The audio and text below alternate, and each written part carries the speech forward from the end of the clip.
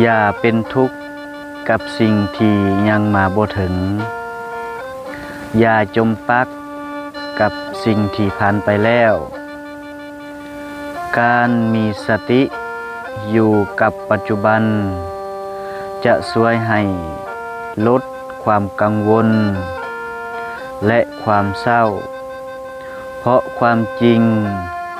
มีเพียงแต่ตอนนี้เท่านั้นทุกสิ่งมีเกิดขึ้นตั้งอยู่แล้วก็ดับไปบ่มีทุกใดที่จะอยู่กับเฮาได้ตลอดไป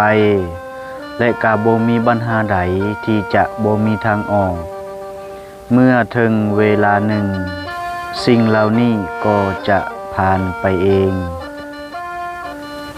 มื้อนี้ก็ได้เดินทางมาช่วยงานเนาะครูบาอาจารย์ที่